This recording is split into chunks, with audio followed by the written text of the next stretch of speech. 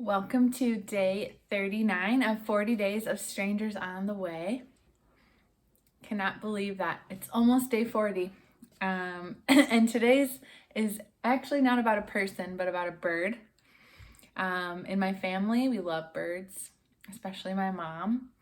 And it's really amazing how they can kind of share a lot about life with us in many ways, just from their joy. In the Bible, there's a verse about even the sparrow has a place, and how they don't worry, and so we don't need to worry.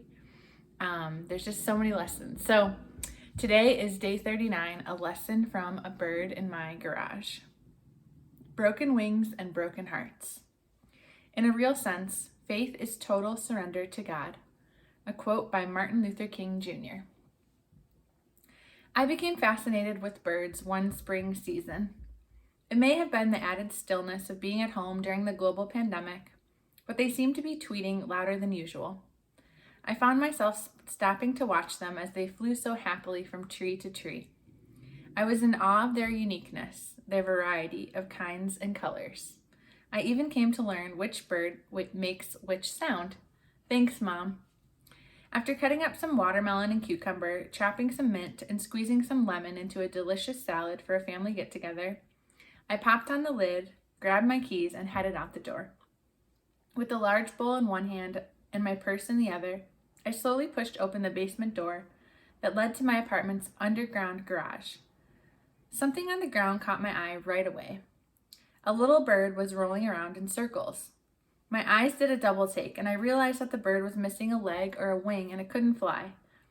The flustered bird continued to roll around as I stared at it. I didn't know what to do. I scanned my bags, wondering if I had something that could help scoop it up, but realized my watermelon salad wasn't going to help much. I continued to watch and began to pray for the bird because that is all I knew to do. All of a sudden, the bird stopped flailing, and it almost looked like it gave up, exhausted and resigned to its fate. My heart ached, and then I heard the ignition of a car start up. No, I thought in my head, please don't hurt this bird. The bird began to flail again. I wonder if she heard the car too. Soon after, a baby blue Ford SUV came around the corner of the garage, and I winced. Then the car stopped. I let out a breath. The driver thankfully saw the bird in front of her. She opened her driver's side door, and I explained to her that the bird was hurt, and I wasn't sure what to do. The kind-hearted lady said, "I have a towel," and walked over to her car. Her towel was actually a restaurant napkin, and she gently scooped up the bird in her hands. The bird didn't even flinch. It was like I decided the bird was a girl, knew that she was being rescued. We peeked at the sweet bird. It was so small and fit right in the woman's hands. It looked peaceful and calm. The lady said she would put her someplace safe. I said, "Thank you so much," and walked to my car. As soon as I opened my door and sat down, hot tears fell down my face. I didn't know where they come from. It was just a bird after all, but sobs heaved from my chest. I've learned to just let them flow, so I sat there and cried.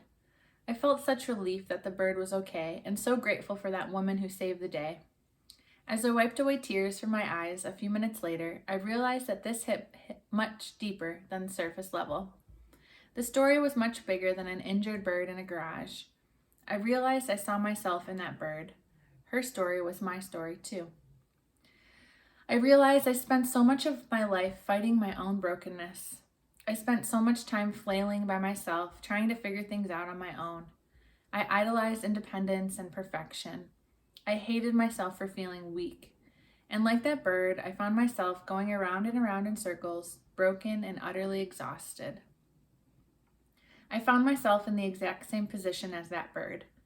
Not physically on the floor of a garage, but emotionally on the floor of my soul.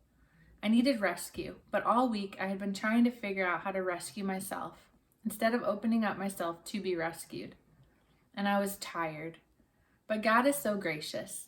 I believe He sent that bird to give me a tangible picture of what was going on in my heart and to remind me who He is. One day, Jesus was in Jerusalem, and He said, "How often I have longed to gather your children together as a hen gathers her chicks under her wings, but you wouldn't let me. Matthew 23, verse 37. Do you hear the yearning in his voice? There's also this kindness. He doesn't force us to come close. We have absolute freedom to decide, but he longs to cover us and to comfort us like a hen does with her babies. For a lot of my life, I've gone kicking and screaming into the arms of Jesus. Only when I was at the end of my rope did I finally let him in. But every time he came in, I wish I let him in sooner. I've learned that the key to letting Jesus into our hearts is surrender, usually daily surrender. But the great thing is that we don't even have to know the next steps. We just ask him to come in. And in some mysterious and beautiful way, he does. He enters into the deepest places when we give him permission. And he does it so gently, like the lady who picked up the injured bird.